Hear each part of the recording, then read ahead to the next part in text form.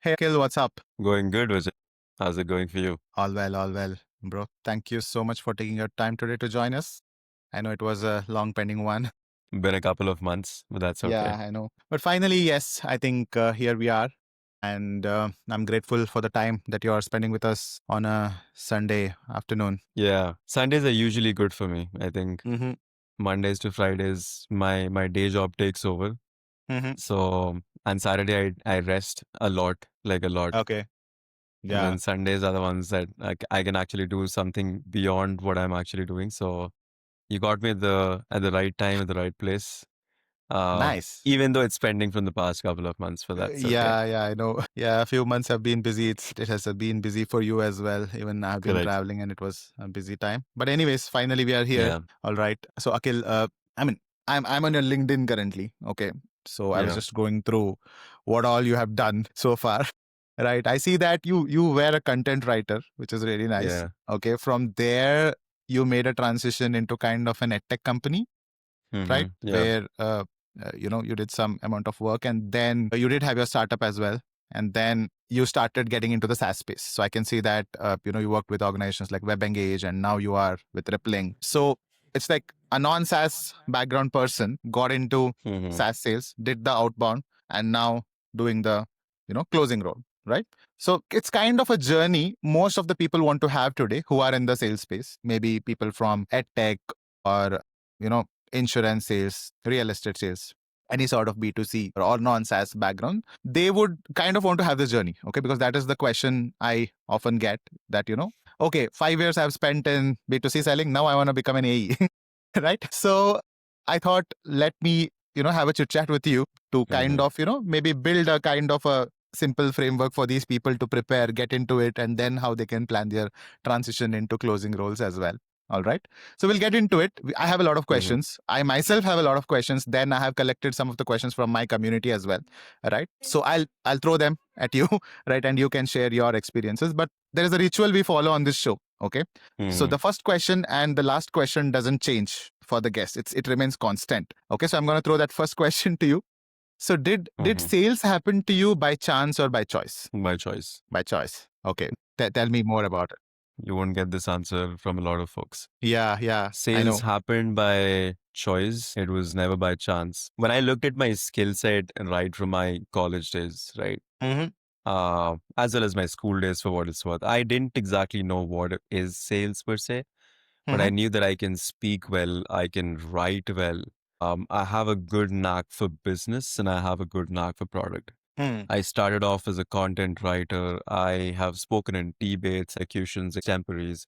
I was trying to combine all of these skill sets into one, Mm-hmm. figuring out what would be the best career path for me.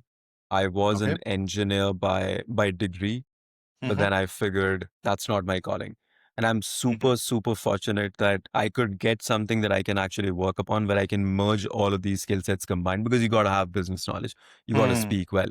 You got to have a good knack of vocabulary while you're speaking to folks, whether Yeah. it's in the US, whether it's in India, across the world. These combined essentially made me realize that I think sales is something that I can do. Sales has a very, very negative connotation in the market, even in Mm-hmm. today's world. But I wanted to change some things out of it. Like I wanted to be the seller which doesn't push, which doesn't force, which Mm-hmm. gives them the ideas around why should they buy. And if they're not happy with it, I'm more than happy to get them onboarded some other day when they have time.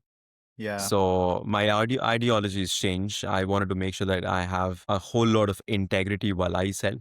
Mm-hmm. And that's why I figured that sales is the best Mm. career path for me. Great. For what it's worth, like there's no one in the family who does sales today. Mm-hmm. My family specifically, there's no one in my childhood friend circle who is in sales today. Mm-hmm. I chose a path which was a road less taken, but I'm Mm-hmm. really, really happy. Yeah. Yeah. I think it's a good thing you said. So you knew your strength, right? What are your strengths? And then you eventually figured out that, okay, this is a profession where, I can use my strengths and do better. So now as a combination, you're enjoying your job as well because these always came Exactly. from within, right? So you were good at communication from college days. So those will be of use here as well. So I don't think so your job is a job anymore, right? So you're kind of enjoying it. selling with integrity, right? As Yeah. you said, that's a nice thing. Most of the guests who have been on this show have always told me that it was by chance and all of that. But yeah, only few have told that, it was by choice, It was by right? choice. And Yeah. okay, so now you moved from a non-SaaS background, right? And Mm-hmm. then eventually you became an SDR, right? So Mm-hmm. tell me, like, what was the first mindset shift, right, that helped you to fit into the SaaS world quickly? First off, I didn't have a mindset, Okay. right? My mindset was framed when I went into SaaS. Hmm. I started off being a content writer. I had zero knowledge of SaaS per se, but I knew that sales is something that I can do. And then I started figuring out what's the next best career path to closing, which was the AE position. And then I backtracked it to see where do I start to get to that position. So my Okay. entire SDR journey was framed in a manner that I can get to the position that I want to be. Okay. There have been a lot of people who've helped me in that journey, but my mindset was never to begin with that, hey, I want to go into SaaS and I want to kill it. It was framed along the way. And I don't think people should have a mindset per se unless they've been working in B2C for a long time. At what point, I will say, not everyone is cut out to be a SaaS BDR or an A. Number two, not everyone should be a BDR or A in a SaaS world, because there have been a lot of folks that I know who are doing so great in the B2C space that I wouldn't want them even to transition to the SaaS world per se in the BDR and AE segment. Yeah. Um, and that's good for them. They Mhm. shouldn't. They've seen transitions only because you get a lot of money here, and then you'll probably realize that, okay, I was slightly making a little more than what I used to do in my B2C job. Why did I transition? Yeah. The career path looks exactly the same in both these roles. It's just that the fundamentals of selling changes. Yeah. Makes sense. Makes sense. I think you should not make a transition just because you saw many people making a transition. You should know, Exactly. why do you want to make the transition, and are you going to enjoy doing that or not? If you're, I mean, there's nothing wrong with B2C selling, right? I also have many friends in EdTech who are doing really great, right? And Exactly. if they're enjoying it, they can do it. It's not like, B2B is, a very big compared to B2C and all of that. It's all equivalent sales jobs, right? Mm. All of us do it to make money, to grow, to learn, right? So I think that should not change. Okay. Correct. It's So as now, if, yeah. yeah, please go ahead. Please go ahead. No, no, it's as if like, when you look at both these career options, I've seen many people make more money than what a SaaS BDR or an AE earns in a B2C role. Yeah. Yeah. And those commissions are crazy, like Yeah. crazy enough that when actually they, go into selling into a US market as a BDR or an A, they'll be like, to make this kind of commission, I took less than 10 days to do what exactly I'm doing it for a quarter now, and as a Yeah. BDR or an A, Yeah. right? So it's not for everyone. I wouldn't suggest everyone to move into a role just because the entire crowd is moving and the SaaS space is pretty crowded either ways. It's a very, very conscious call that you take, and you should have really great mentors before you actually choose to go into that journey, because effectively you're starting your clock from zero again. Yeah. Yeah. So it's not like, a SaaS BDR job will exactly give you the kind of compensation you're expecting while you're already making a shit ton of money while you're Yeah. there in the B2C space. Makes sense. Makes sense. Okay. So, like, when you made a transition, when you got into the SaaS space, were there any sort of, habits, or I would say any sort of, what do I name it? Anyway, let's call it habits only. Okay. Any sort of habits Mhm. which you had to unlearn in order to grow in this space? I've actually been very fortunate to have my habits very innately formed inside of me. And when I say that, I mean, what are the fundamentals that you would actually want as a SaaS BDR, right? So I have been a founder myself. I've led a sales team while I was building the edtech company that you just saw on LinkedIn. Yeah. The fundamentally, like, the habits essentially is, how do you know your business better? Whenever you want to sell something, you look at it from a buyer's perspective of why would they want to buy it.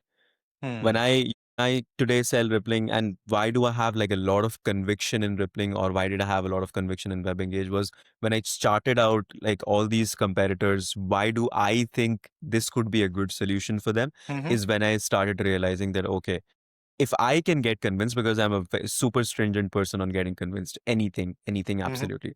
So if I can get convinced, there is no one that I cannot convince to, buy essentially, unless of course there are like very conditional statements that they come up with. That, hey, this is the only budget that I have.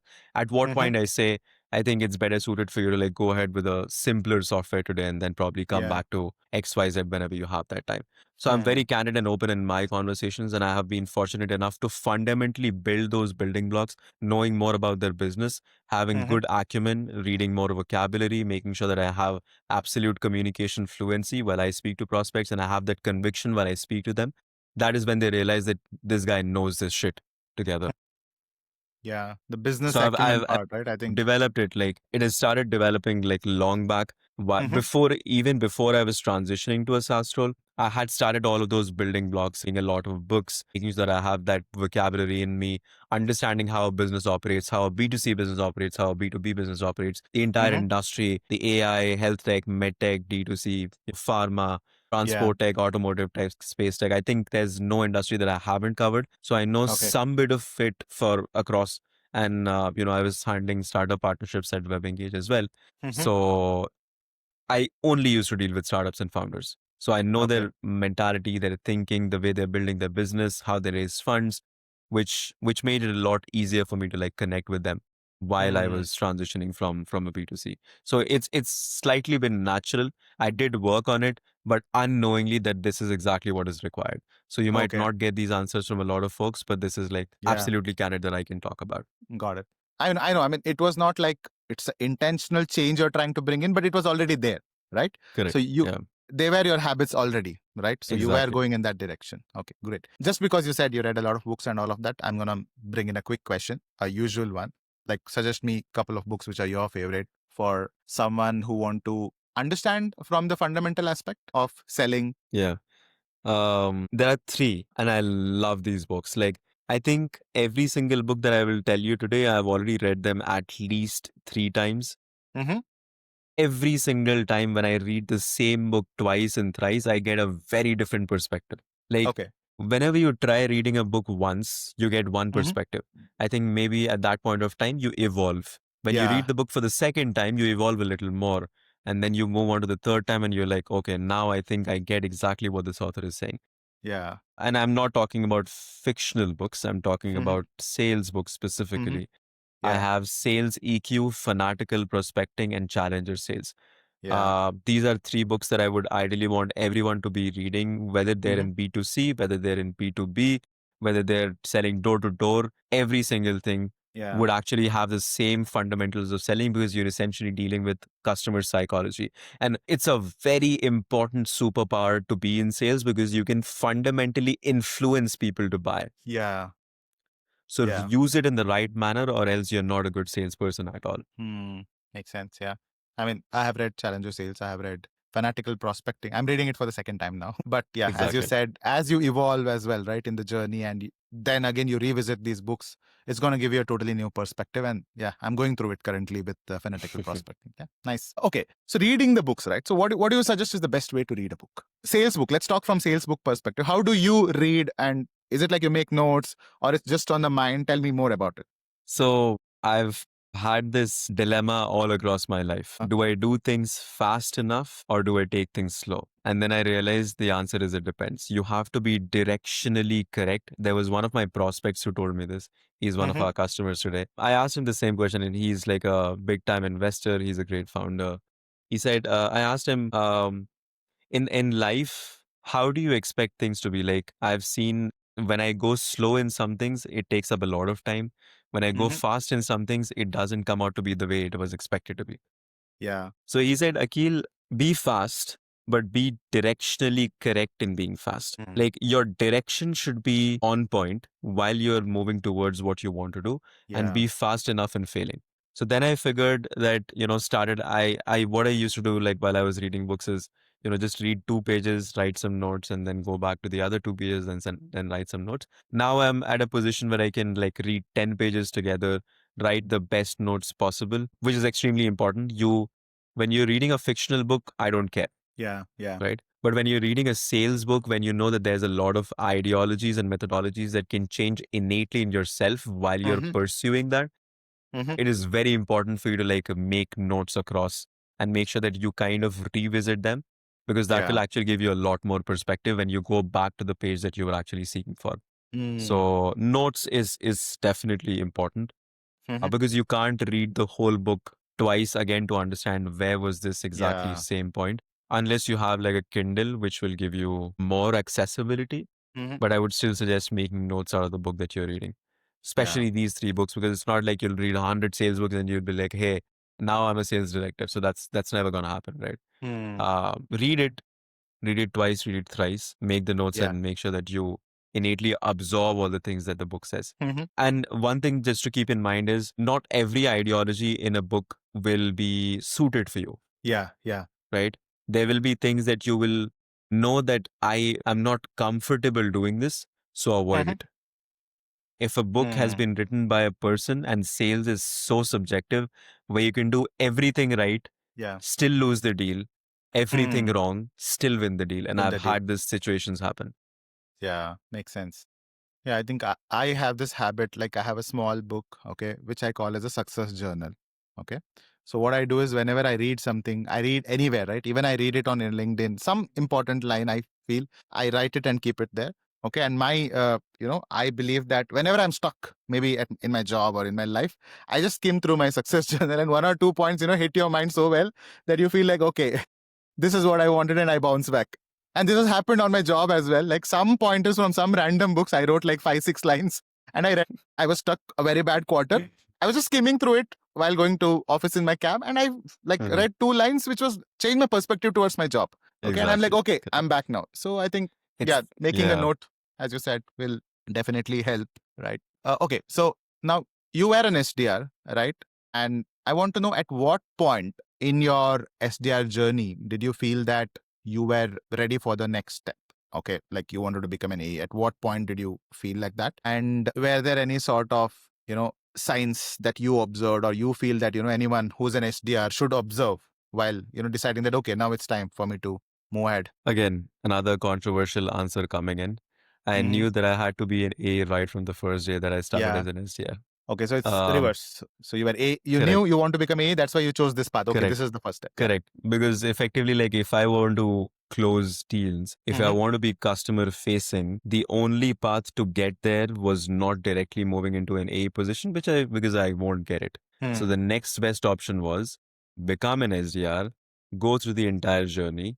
It was not like I wanted to be an SDR right from the start, but then I actually realized that it's good to be an SDR. I worked for SMB, I worked for mid-market, I worked for enterprise. And for the entire period of like 3.5 years, I understood how people operate in different segments, which gave me a very important perspective around how I would want to frame the entire AE situation.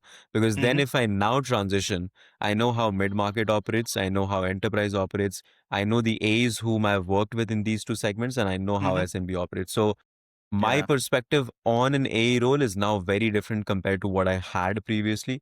So the outcome is still remaining the same, which is what I want to become as an AE. But then I now know different perspectives of all the line items together.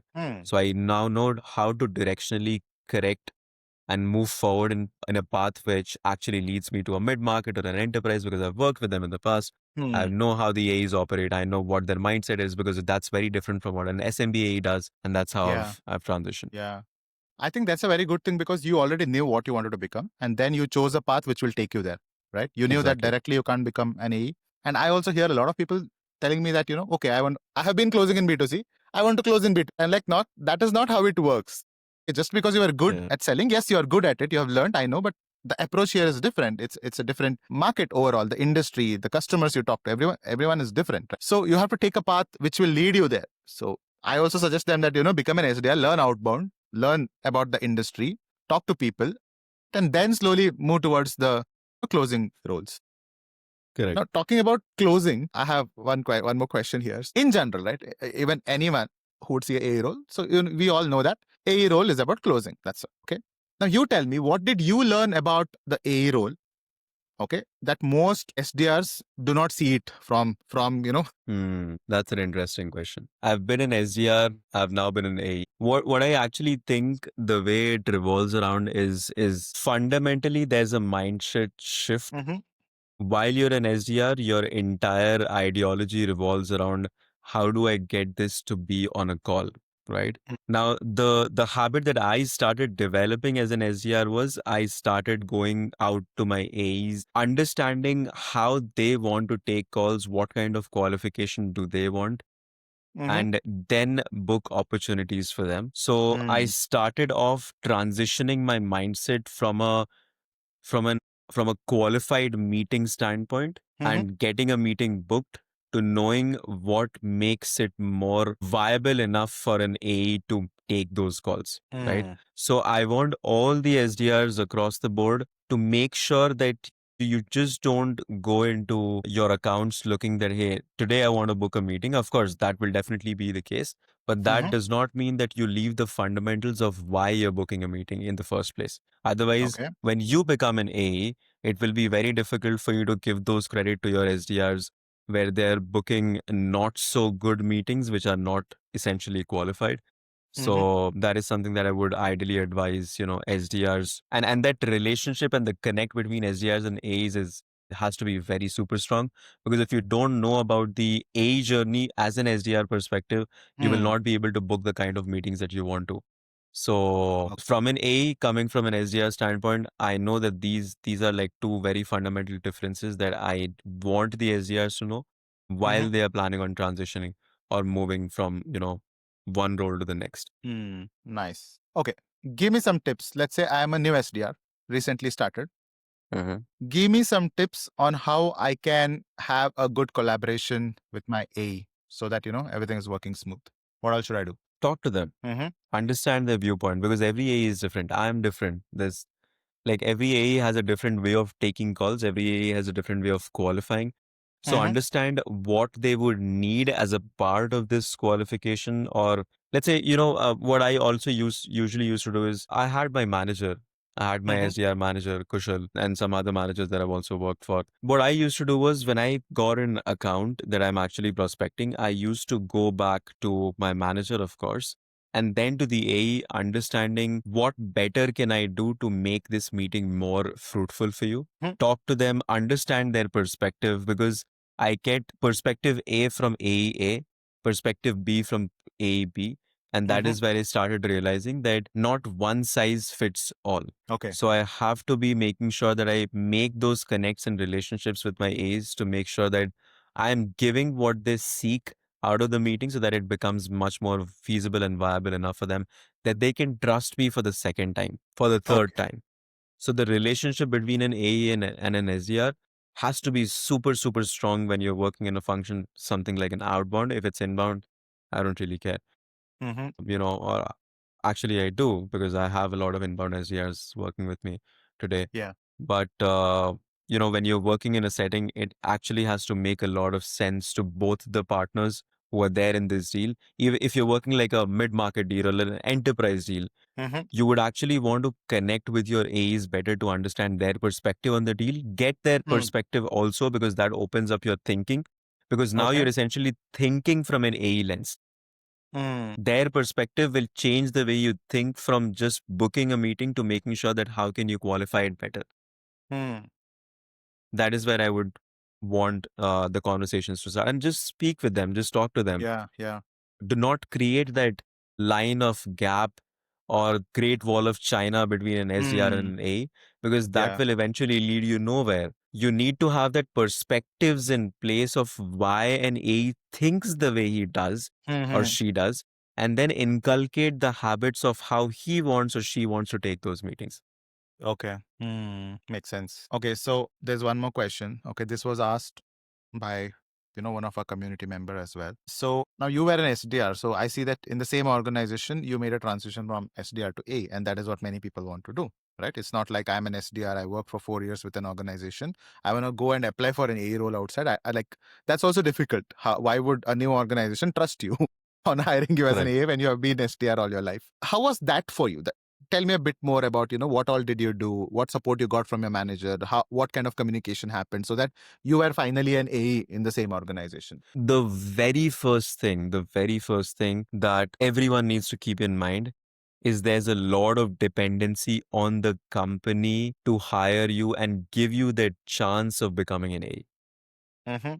Why I really respect Rippling so much is because they opened up a career path from SDR to AEs, because not many companies will do it, because they're like, hey, you're doing so great as an SDR. Why don't we increase your comp package and you be an SDR again and then you stay in the same role? But that's not the case. That shouldn't happen unless and until you actually want to be an SDR manager, right?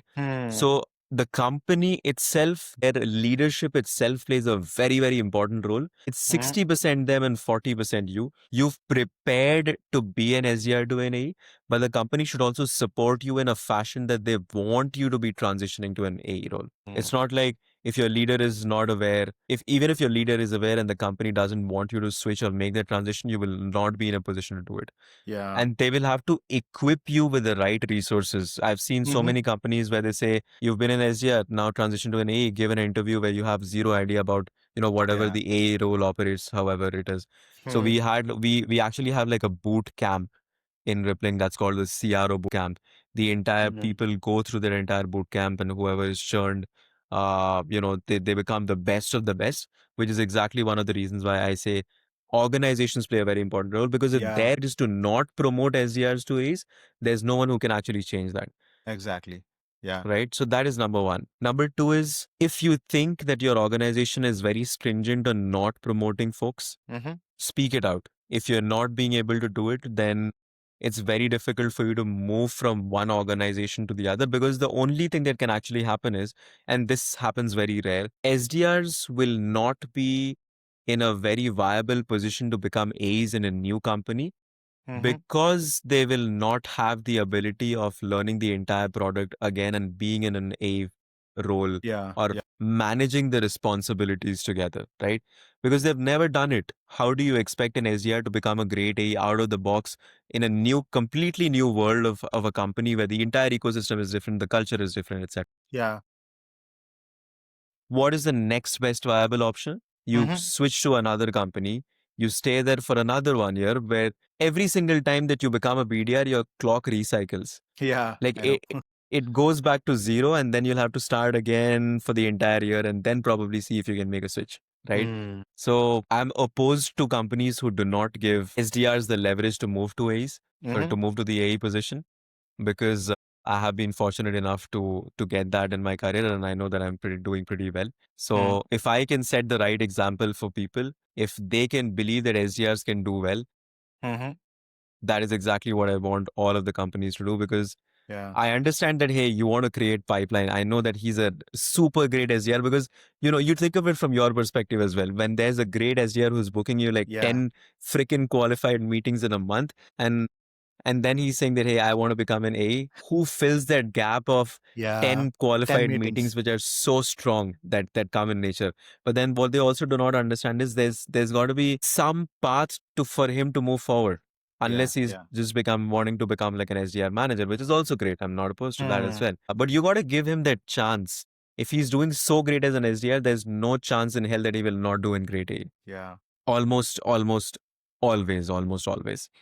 So yeah, you gotta think along those lines, and it's like 40% you, 60% the company. Combine it together, and you have the best possible role together. No, that absolutely makes sense, because I have seen one of my very good friend. He was in a company, I can't take the name, but he was an SDR there. They see SDR function as a marketing function, and even though he was good at closing, discovery, and all of that, there was no path itself. And it took him 3 long years to finally convince the management that, hey, I can close. And finally they did something, which is good. I appreciate it. Finally, they put him in a motion where he can, directly interact and start closing the customers. Okay. And 3 years. One more thing is, they took 3 years for him. Even though he was ready in the second year, it took like 1 year extra. So 2 years, okay, he took some time to prove that, he's a good SDR and all of that. But after that, there was no path. Okay. I think I was talking to an SDR manager. Okay. She also told me the same thing, that if anyone wants to become an AE, I think if an SDR wants to become an AE, that has to be discussed with a manager first, right? So you talk to me the moment you are here, let me know that, eventually you want to become an AE, so that we can, curate the entire journey for you. Path for exactly. Right. It should not be like, okay, I did well for 2 years as an SDR, now make me an AE. It should not be like that. So at the initial stage, you tell me that you want to become an AE, and we'll we'll plan the journey ahead Which is why accordingly. you need to have those career development conversations inside of an org. There are a lot of Mm-hmm. organizations who don't do it today, which Mm-hmm. is not good. Um, every organization should have a path to your next role and the next to next role, so you know what methodologies, ideologies, and the fundamentals that you need to change from this role to Yeah. the next. Otherwise, Mm-hmm. it becomes a shit show for people, where they have zero idea and then they come back to you saying that, hey, now I want to be an A because I've done Mm-hmm. great as an SDR. What skill Yeah. sets do you have? So it's exactly coming back to my main point, like that the organization plays a very important role. So you choose the organization very wisely. Yeah, yeah. I think people should ask those questions in the interviews as well. When you are interviewing for the SDR role, you should ask all these questions and get a Correct. clarity. My friend did Correct. that mistake because he assumed that, okay, I do well as an SDR, they'll make me an AE. Okay. Yeah. Okay, now we'll do one thing. Let's focus on these B2C people who are wanting to get into SaaS space. Okay. And now, ideally, most of these people want to get into a closing role only. They want to become A's, but I know that is not going to directly happen. So can you help us build a step by step, framework? Okay, what should I do? Now, assume I'm a ed tech sales rep with 5 years of experience today. Okay. I've done well in my job. Okay. Good with communication, good with handling people. Even in my current job, I talk to CTOs, engineering managers, these kind of professionals. So my communication is good. Now I have decided I'll move into the SaaS SDR space.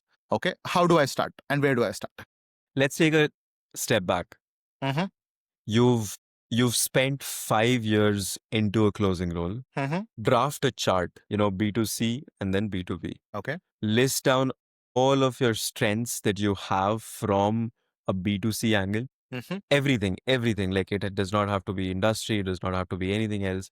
Just list down all the strengths that you think that you have from a B2C perspective, and then talk to a great rep in the B2B side and Mm-hmm. understand their perspective around what would be the fundamental strengths that are required from a B2B angle. Mm-hmm. Match what you already have, which is your great first point. Let's say Mm-hmm. closing. So you now know that, okay, if I'm great at closing, I know what kind of discovery questions to ask. Because if you don't ask discovery, then you will not be able to understand why they have a need to buy the solution. Yeah. So you backtrack that conversation. Now, point one. Second is, how great can you, like, what kind of fluency or communication skills do you have? Do you stutter a lot? Do you use a lot of filler words, etc.? So make Okay. sure that you understand all of those things, because people buy from people.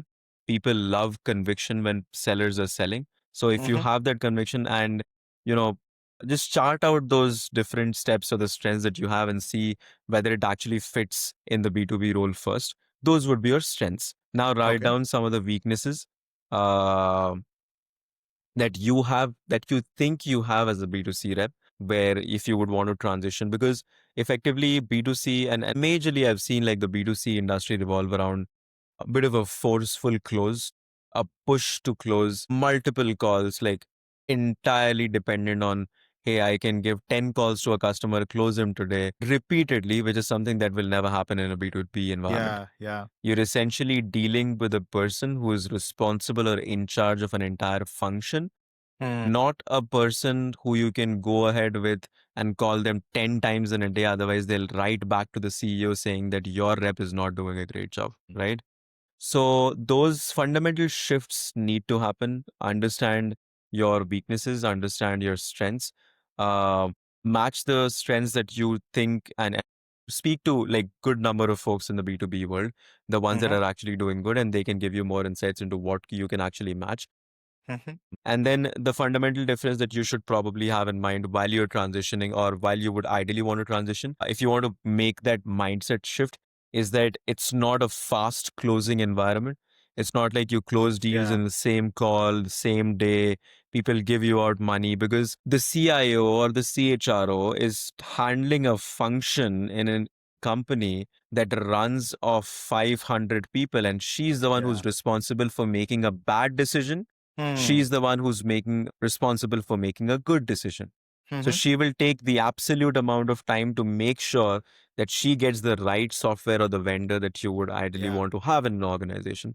So those would be like some of the couple of pointers Mm-hmm. around how you would ideally want to make sure that, the entire journey revolves around point A to point B transition to SDR to, effectively like a B2C rep to an SDR. But you always will need to understand that your clock again starts from zero. You Yeah. probably might not get the kind of compensation that you were already getting in a B2C role and the kind of commissions that you were making there. Just because everyone is doing it does not mean that you should always do it. Yeah. Take a very, very conscious call because it can make or break your career if you're starting from zero and scratch today. If you're already 5 years into a B2C role, unless you're very, very confident that, okay, I can kill it, and have those conversations with, reps like me, reps like a lot of other folks that you've had in your podcast, like Devdutt, like Manjul, etc., whoever you had, to make sure that you get as many insights as possible from different folks and then opinionate on that to understand whether it's the right fit for you or not. Yeah, got it. So that comparison of strengths you said, right? Okay, what do I have now, and what can be useful in the B2B space? That is something everyone should do at the beginning, so that they can also decide. Okay, these are the strengths which I already have, which can be used in the B2B space as well, and these are the few things which are the gaps which I have to cover now. I have to work on it. All right. Okay. Now let's say I'm already an SDR. Okay. So I spend some time now. Now I want to become an AE because, like as you said, closing was always something I wanted to do, but this was the entry point which I had to take. I took now. What do you think I should do in the first 6 months? Okay, that can help me eventually become an AE. I've just started. First things first, do your SDR job well. Yes. Don't focus on AE position just yet. Unless you're a year into the SDR job, is when you start thinking about the account executive role, the methodologies that change, the way an AE thinks. Of course, you will anyways be collaborating with AEs a lot.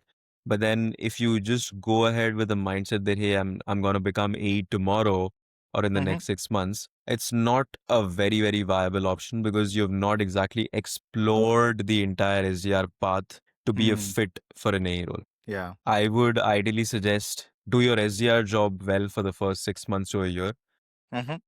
And that is when you start thinking about, now I think it's a good time. If you've been crushing your quotas, if you know that you're absolutely confident enough, you know that you're doing your discovery well, that is the time that you actually start speaking to a lot of your A's in your organization, understanding their perspective around discovery, qualification, how they close, and write down those mental frameworks every single week, every single month, reiterate on those, and always go back to it as a revision standpoint to see where you have changed, where you have not.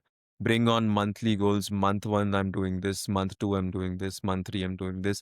Did I achieve what I said in month 1? That was my notes from the past.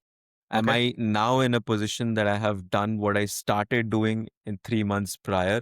Is when you will start being able to understand the gradual changes in you as an SDR to then become an A, and you will know when you're ready. You will actually know when you're ready. And it's not like when you're ready is when you will transition. It's when the organization wants you to. So put your best foot forward. Make sure that you're doing absolute best in terms of your numbers so that there's no one who can tell you, Akil, you're not a good fit for the A position now. So there's got to be not even a single gap between your mindset, your manager's mindset, your director's mindset that essentially hurdles you and start having those conversations post the first year of your, because you first become an SDR, you become a senior SDR, and then you kind of start going into the next role, or you move into an SDR entire enterprise SDR segment, or you or go to a mid-market enterprise segment, etc. So that shift needs to happen very gradually, but do your SDR job pretty well for the first 6 months to a year before you start thinking about, now I want to make the next move. If you have had killer months and there's no one who can question you, why do you want to be in A when you have not finished your SDR job well, is when you start understanding the AE role better. Yeah, makes sense. Okay, so now we have to connect everything. Let's say if I am a B2C sales rep wanting to get into SDR space, all I do is first see my strength, map it out, identify the gaps, first know why I want to get into this, what are the benefits I'm getting, can I do it well, and all of that. And then I get into it, I prepare, I get into it, I do the job, right? Good 1 year. I do as an SDR. Then I start thinking about, how I can become a good AE, document everything at the same time, learn discovery, and then slowly make a progression towards the closing role by working with multiple A's, learning from them. So all this preparation I would do in that 1.5 or 2 years as an SDR, and then slowly move towards an AE. Okay, good. So now, what if you were an SDR job aspirant today? How would you plan your job hunt? Tell me about that. So the mindset is same, okay? You are the same Akil, whatever you are today, the mindset is same. But let's assume now you are applying for an SDR job. How would you plan your job hunt? Again, my ideologies revolve very critically around fundamentals. So rather than just going into a job hunt where I just know that this is an SDR role and I have to do cold calls, I will first think about what do companies want today from an SDR? Okay. What has changed in the past 3 years that has not happened that makes you a better SDR? Because everyone knows that AI SDR is coming for SDRs as jobs. Mediocre people will be replaced. I will learn all the tools that are necessary to make sure that I can get started in the right foot. And people and companies always look for that willingness and hunger and drive to learn. If you don't have that hunger and you're just wanting to make more money out of a SaaS industry, probably don't join. If I were an aspiring SDR planning on moving into a SaaS role, whether I'm coming from a B2C role or whether I have my own startup or whether it is a door-to-door closing role that I'm doing, one thing is for sure, anyone and everyone, if you have that knack and hunger to learn, can get into a SaaS industry, right? But you need to know the skill sets have evolved to a level that you now need a very different skill set to be an aspiring SDR planning on becoming an SDR on a SaaS organization. You need to know your dial to connect ratio. You need to know your email response rates. You need to know the number of tools that are being used. You need to know about the AI tools that are coming in the picture. You need to know how you can utilize them better. You need to know about Clay. You need to know about what kind of automations can I bring into the system. You need to know about almost anything and everything because an SDR role now has evolved to a level where you're now becoming a GTM engineer rather than an SDR. Yeah. So it's easy to think that, I can start becoming an SDR today and then I can become an A in the next 1 year, but that's not the case today. The fundamentals of SDR is shifting. Apple is coming up with call screenings. Yeah. Google is coming up with call screenings. So it's not like probably you're not encountering it right now. And I was just having this conversation yesterday, but maybe in some time you will. Yeah. You will see that shift kind of happening where people start screening a lot of calls. Unless and until you don't give them a reason, they won't ever pick up. So hold those knits together, effectively understand the entire ecosystem better, and then start looking for job roles.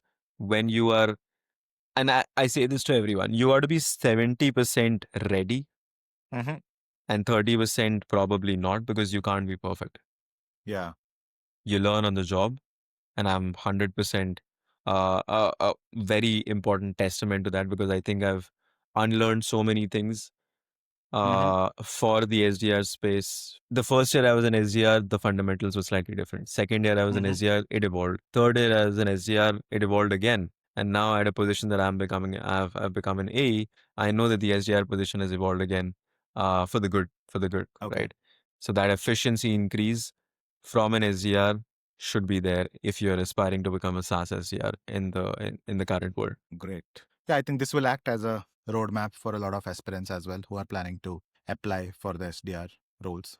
Okay. I think, all the questions on my mind and all the questions I had from my community, they're clear now. So there's one question we ask again. As I said, it's a ritual of the show. That's the last question, which doesn't change. Let's say there is someone in the sales in general, okay? We'll not categorize it as B2C, B2B and all of that. Someone in sales, right, who's stuck today, okay, doesn't know his or her way out from the situation. Maybe, things are not working out in their favor and all of that, but they badly want to bounce back and all of that. So what would you like to tell them? Someone who's stuck today in sales. Go back to why you started. Was it just because of money? Was it because you didn't have a choice? Okay. Understand where do you want to be. I'm not saying that you should remain in sales just because you didn't have money at that time. I would say look at your fundamentals again, see where your interest lies. And sales honestly is not for everyone. I understand that sales is the most easiest to get into because we have the lowest barrier of entry. Anyone and everyone can become a sales guy, a salesperson. So understand if it's a skill gap or a will gap. If it's a will gap, it cannot be fixed. But if it's a skill gap, it can be. If you're not willing to put in the number of hours, because I'll tell you very frankly in my life, hard work beats talent every single time if talent doesn't work hard, Yeah. right? So if you're fundamentally not willing to make a choice, then I think it becomes like very difficult for you to continue being in that sales role. And Yeah. that could be probably one of the reasons you're stuck. You will never be stuck in a sales role because you're not meeting your numbers, because at one point of time, you do bounce back if you're putting in all of the work that you can, right? In the right Yeah. direction, directionally correct. If you're thinking directionally correct, you have some good mentors to guide you. There is no reason that you will never be able to succeed in sales. You will always be, even if you're not the best, you will always be at the leaderboard, probably somewhere in the middle or somewhere in the average lines, because there is no one Yeah. who cannot succeed in sales. It's just that you need to have that willingness to learn. And if there's a skill gap, it can be fixed. But if you think that sales is not for me, and that is the perspective that you're coming in from, maybe get out of it. It's not for you. If it's just Yeah. money that you're planning on making from sales, and that was the reason that you're planning on moving from a B2C to a B2B role as well, think twice. Yeah. Think twice before you take that call, because it's a career changing move. You have the option of going back, but rarely people do. So always think about it a little bit, whether it's more around, I don't want to be in sales, I just got into it because I didn't have a choice. And then chart your way forward. Yeah.